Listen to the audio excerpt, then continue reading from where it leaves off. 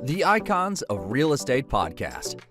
Are you ready to learn the proven money-making secrets from top-producing Icon agents? Ready to skyrocket your business? This podcast is for you. Tune in every week and find out how to implement proven strategies to 10 times your business.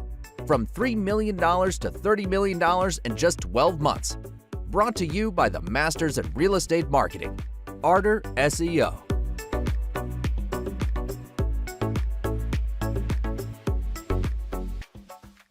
Welcome to the Icons of Real Estate. I'm Tim Calloway. We have a very special guest with you today, Shaune Corbett with eXp Realty. How are you, Shaune? Man, above average. How are you, Timothy? I'm doing great, man. Weather's a little cold in West Palm Beach, colder than we're used to. How's the weather out in the DFW area? It's very chilly with no benefits. Yeah. it's just cold, and we get in the 50s during the day, which is good, but it gets 30s at night. It's just pretty cold. Yeah, that's pretty chilly for sure. So I'll ask you the same question I ask everybody else. Shaune, we'll start at the beginning. Were you like a 5-year-old tugging at your parents' pant leg? Hey, mom, dad, how do I become a realtor? Let's go do this. Or were you like most of us where we kind of fell backwards into it? Or yeah, I fell into it. Wasn't any intention of mine. You know, when I wanted to grow up, I think I wanted to probably be an attorney. I guess if you asked me way back in middle school and high school, I was wanting to go to Harvard and go the whole process. But none of that was the way things worked out. You know, I ended up having to pay for college and working through it. And in the process, I ended up getting a degree in HR. My HR degree led me to a company that has a real estate building company as one of the companies they own.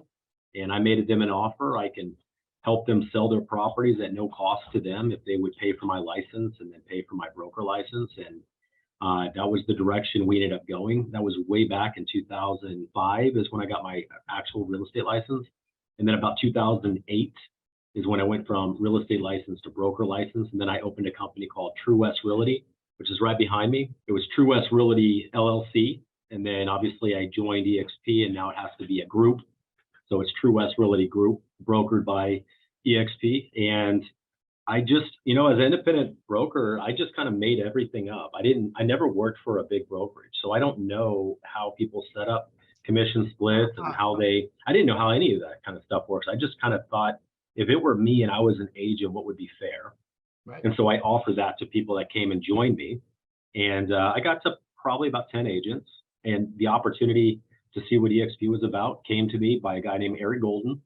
He introduced it, he explained the model, and I said, wow, I can do all the things that I'm good at, and then I can cut out all of my liability, all my marketing expenses, all the things that I was paying for to run my brand and come up with logos and come up with all the things I was coming up with.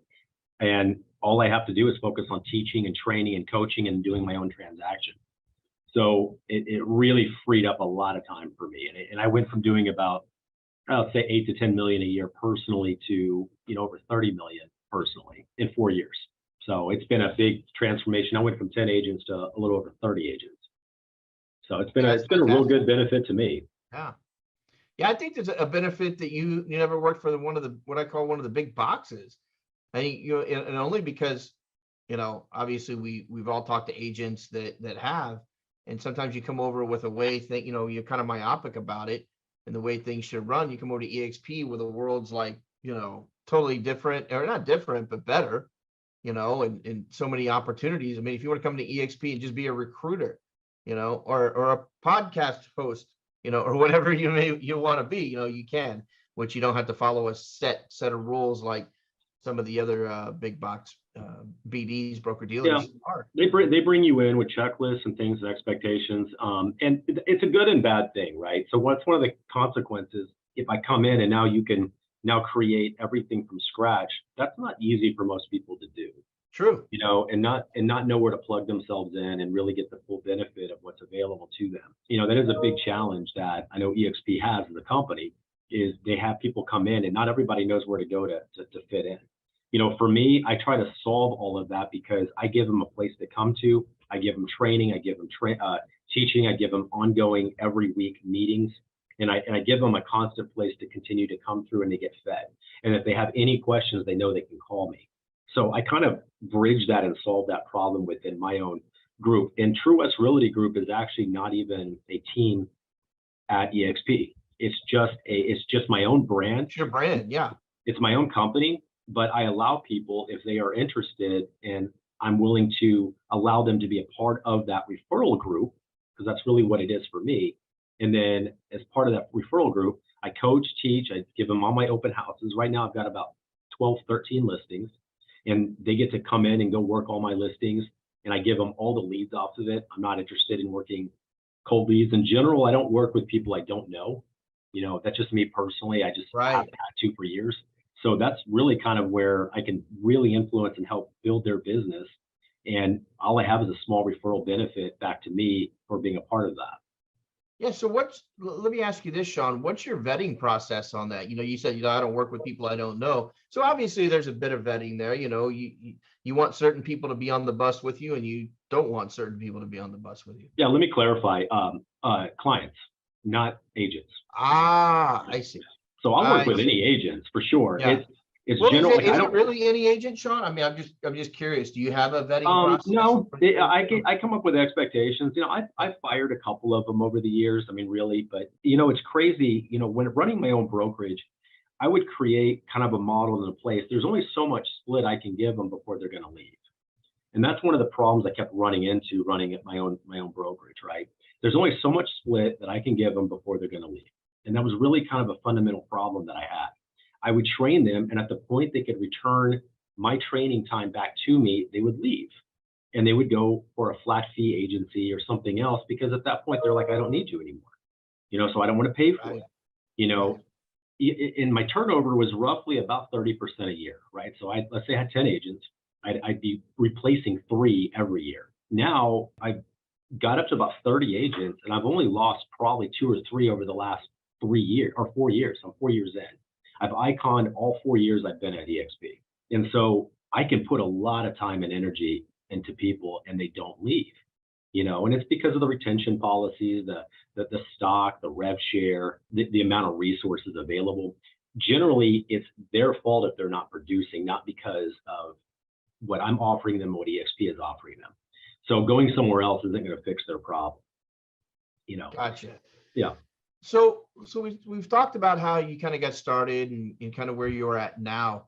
Let's talk about the future a little bit. Everyone's got their own goals and their own vision board.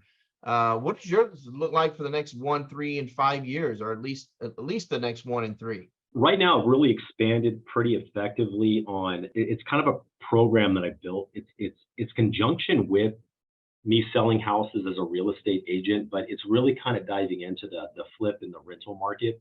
I have ongoing supply of investors. A lot of, let's say, half my business, I think I did 36 million in 2022 or 2021.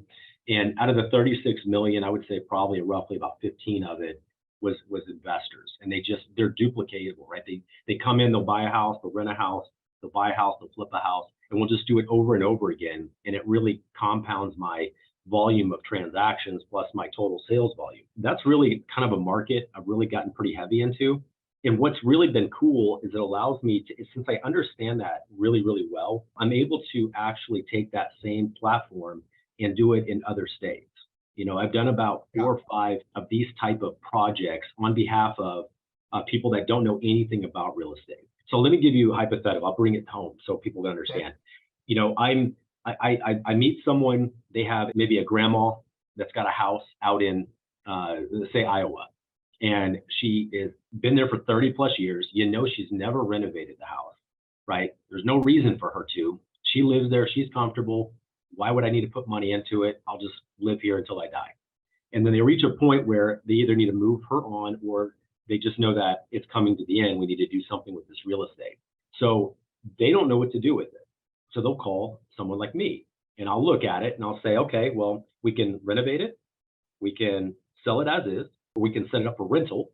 We can set it up for VRBO, and I can do all of that, right? So I'll come in, I'll evaluate the property, and I'll say, this house is worth about 200 cash, but I can make it worth 300 retail if we can give me about $50,000, right? So they can take 200 cash, or they can take their current value plus the 50,000 and now make another 50 on their house when they sell. Right. And what the best part is I can take control of all of it and only give them back to them for draws. And then I will complete the house. I will sell the house, and then I will set up everything, and they don't have to make decisions. Really effective for people that are just having to deal with real estate in their family and they don't know what to do with it. So I've done this multiple times. Personally, I've flipped over 50 houses in my name, and then I started flipping houses under other people's names, and I do all the work for them. And I've done over 100 that way. So I'm pretty proficient at kind of setting this up. And to me, it's the same thing here as it is anywhere else in the US. They just have different kind of rules and requirements and expectations and different labor. There's a lot of different things, but I've kind of been able to work through a lot of it because I understand the core process to get to the end. So that's been something I've just kind of picked up and been really growing that part of the business. Fantastic. So do you work at all 50 states, or are you primarily, do you have some select states that you prefer to work in over others? I solve problems. So I can do this anywhere. It doesn't matter to me. I mean, I work with EXP. EXP has agents in every county in the US. Everywhere, for sure. So either I can partner there, or generally I've been pretty proficient at finding the best quality person that can deliver the results I'm looking for. And it may or may not be an EXP agent. I'm going to do whatever is in the best interest of the client. So if it's in their best interest to do something different, then I will. I mean, they're talking with me, with someone that's done hundreds of millions of dollars in real estate. I'm going to drill down all the complicated problems to simple, solvable. I only bring decision-making opportunities to clients. So I make things very, very simple. People tease me. They say I can talk in crayon. So it makes things very layman's terms understandable, and I think that's a lot of value for people. Yeah, for sure. It should be. So let me ask you this on a day-to-day basis. Well, let me back up one step. How do you find your deals? I guess that's a bigger question. I mean, you've talked about how many deals that you've done yourself and then how many you're doing for other people. How do you find a lot of deals get brought to you already? You already have a stable of people that bring you deals, or how does that work? Yeah, I've got probably 8 to 10 in my inbox right now. Oh, wow. All day, every day. I had one of my wholesale people reach out and say, hey, I need something in Arlington and Grand Prairie. I've sent them 3 in the last 2 days. I've got another guy, he wants to be over there in Plano, Richardson, east side of Dallas, Fort Worth. I sent him 3 deals. I mean, I do the math. I send them a purchase, a rehab, and an ARV, and then I send them photos and the address. And they look at it and they can make a determination if it fits with what they like. And if they like it, then how do I view it? And then I schedule the showing. They look at it, they determine the rehab's pretty close to what I said it is. And then the ARV is pretty close to what I said it is. And I'll give them comps and things. And then if they say yes, then I just line up the deal and close the deal. And then I can do anything they can't do. I'll set up utilities, I'll order insurance, I'll set up the contractors, anything they can't do, I can do. Gotcha. So what are some of the hurdles? I mean, you got a nice setup. You got it set up properly. I think when I hear, I've got this many deals in my inbox, I'm ready to go every day. I love that. So systematic. But what are some of the hurdles that you encounter on a day-to-day, whether it's boots on the ground type things, or is it staff, or is it just, hey, I wish I had more time? I deal with the same business challenges other business owners deal with. Right now, I'm running a couple $1 million in credit on one line, and it's maxed. I got to get these houses turning and sold. Once they're sold, then I can free up my credit. Finding the most critical thing, I think, for all of this is finding good quality general contractors. And that's really, I'm given like the answers. If you can solve that problem, you can really move this thing along. But the general contractor, of every person in the equation, they are the one that can make or break everything. And, finding a line of credit, that's pretty neutral. It's pretty objective. Finding realtors to sell it, again, there's not a great variation between good and bad in a lot of cases, especially when they have me involved, because I'm gonna trim a lot of the fat, because I know what I need to do to get the deal done. And the general contractor is a total crapshoot. You don't know if you're going to have the quality of type of output based on what your input is, right? You just don't know, and you don't have years to find out if they're good or not. So that's where my evaluative process kind of comes in determining if they're going to be able to functionally set up and take care of us. And I have some ways I kind of clean that up, but that's really the core problem is having a good quality general contractor. I've had good guys that have done 40, 50 houses for me. And then last batch, I have a particular guy that's done a bunch of houses, 4 in a row. It took him 3 times as long to complete. Right. And it costs all of us. We all lose, when Right. this happens. So, I mean, things can happen that are just part of, labor market, Right. Things you material can't costs. control. Yeah. Yeah, I mean, they're going to happen. Hey, I just talked to a guy in Wisconsin, and he said he can't find someone to pay $20 an hour to hold a bucket. And that wasn't being facetious. That was like literally, I need a guy to hold the bucket of tools for the guy up on the ladder or whatever, because I can't find one. It just, those kind of things are out of your control at the end of the day. Shaune, we're kind of winding down here. First, before I get to my last question, how would someone get in touch with you? I've started getting into this kind of podcasting things. I'm doing, shows like this and talking. My YouTube channel with my name is probably a good place to kind of connect and see Gotcha. what type of information I share. And I generally don't hold back. I share about anything that I see that's going to be successful. And I'm talking to agents on how to grow their business. And I'm just talking about, I talk about general market stuff, but, for the most part, I try to really add value to what, people are going through and they have problems to solve. Because I really love the problem solving aspect. My phone number, 214-228-0383. They'll take calls from anyone. I mean, it doesn't bother me. I'll have a conversation, see if there's a way I can help solve whatever problem they have. Awesome. Well, I always say you're, our guests are the hit record. I'm just the DJ spinning them. You're the icon. Take us out, kind of give us whatever on your heart, your mind, your soul that you think people need to hear right now about real estate, family, friends, your pet dog, whatever that might be. But go ahead and take us out, Shaune. Sure. And there's a lot of things. I have my last name's Corbett, and I come up with these things called Corbett quips. And it's kind of like a lowest common denominator to take complicated problems and break it down to real simple ways of thinking about it. I think for anyone in real estate, there is a way that you can run effectively your business and not work weekends and evenings. That's probably one of these core things that a lot of people don't understand or believe. They believe they're at the whim of their clients, whatever they want at any time. If you set proper expectations up front, I even tell people, I've got 11, 12 listings right now, right? And agents call me and they want to start negotiating in the evening. I said, hey, nothing's going to change. Right. We're going to do this in the morning. I don't do anything in weekends and evenings. I don't mind taking your call if there's an emergency we got to address. But what you're wanting to talk through can be done tomorrow. So we're going to do it tomorrow. And I set that expectation even with people that call and work out things for me. I do the same thing with my clients. I set the days and times that we're going to go look at houses. Most agents don't. Right. They work at the whim of whatever anybody tells them. I think that's probably a tip that I would share with anyone out there to help manage and control their schedule. Fundamentally, as agents, our goal is, especially at EXP, is to cap, right? We all want to cap. Once we cap, that's generally your first or second year.